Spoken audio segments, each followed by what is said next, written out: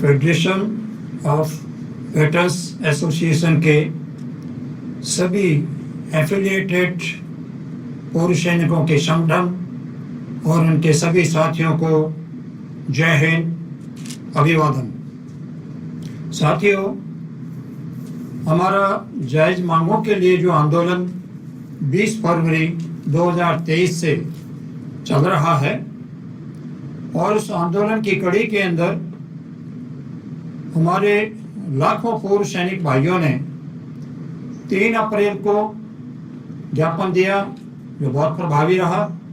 उसके बाद 30 अप्रैल को जो सभी सांसदों को ज्ञापन प्रस्तुत किए गए वो उससे भी ज़्यादा प्रभावी और असरकारक रहे हैं। मैंने कल जो काउंसिल का वर्चुअल मीटिंग हुआ था उसके बारे में आपसे सभी से विचार विमर्श करके मीटिंग की जो भी बिंदु थे उससे आपको मैंने अवगत कराया था। साथियों, मैं आपको विश्वास दिलाता हूं कि हमारा संगठन किसी भी तरीके से कुछ लोगों के हाथ के अंदर केंद्रित नहीं रहेगा। उसके अंदर तमाम संगठनों का समान भागीदारी रहेगा। न केवल मैनेजमेंट में बल्कि किसी भी संगठन के लिए बहुत ही जरूरी होता है उसका अकाउंट्स और बैलेंस शीट का ट्रांसपेरेंट होना और सभी के लिए सुलभ उपलब्ध होना।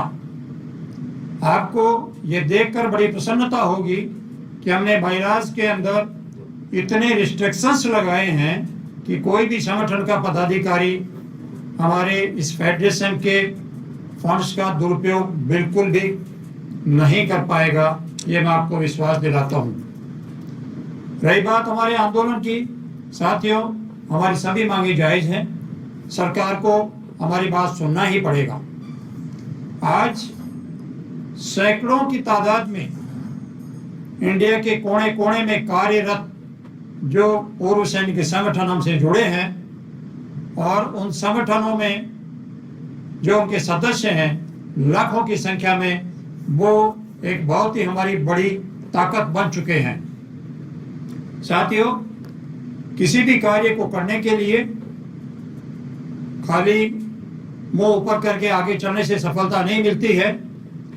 कुछ लोगों को उनकी आदत के बस किसी का आगे बढ़ना या सफलता अच्छा नहीं लगता है और ईर्ष्यावश कुछ लोग इस प्रकार के कदम उठाते हैं कि जिससे इस आंदोलन में व्यवधान उत्पन्न हो या भ्रम की स्थिति पैदा की जा सके।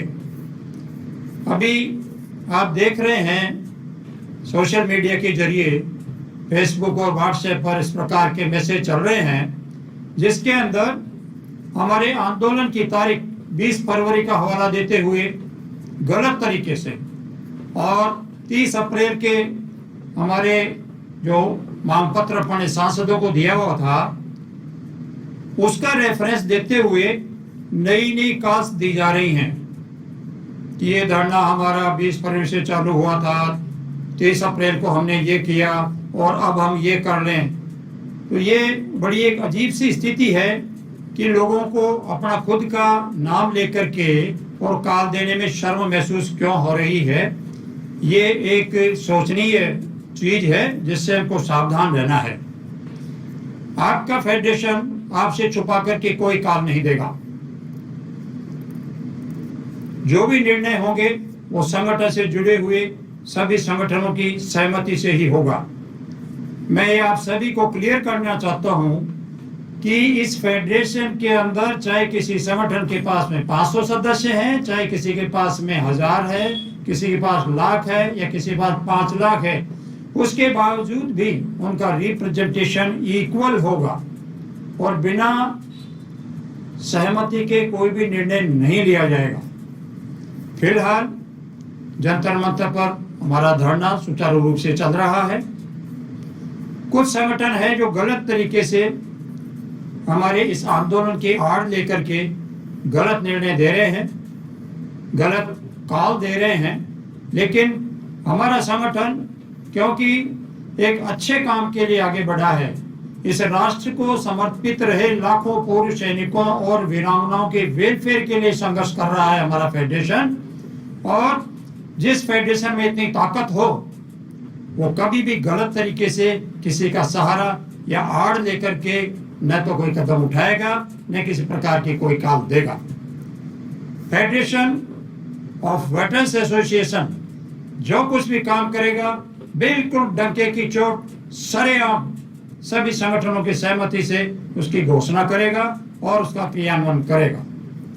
सभी साथी निश्चिंत रहें, सजग भी रहें और कोशिश करते रहें कि हमारी ताकत को और भी बढ़ावा मिले, किसी के बहकावे में आकर के भ्रमित नहीं हो और भविष्य के लिए एक बड़ी ताकत फेडरेशन में से केंद्रित हो जाए, जिसकी वजह से सरकार को बिना इतना लंबा आंदोलन चलाए या बार बार प्रार्थना किए ही हमारी मांगों पे संज्ञान लेने को मजबूर होना पड़े।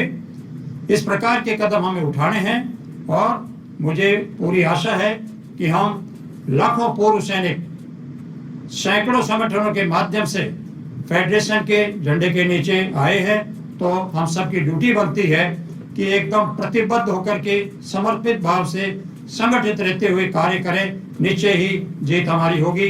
जय हिंद। सूबेदार अर्जुन सिंह राठौर।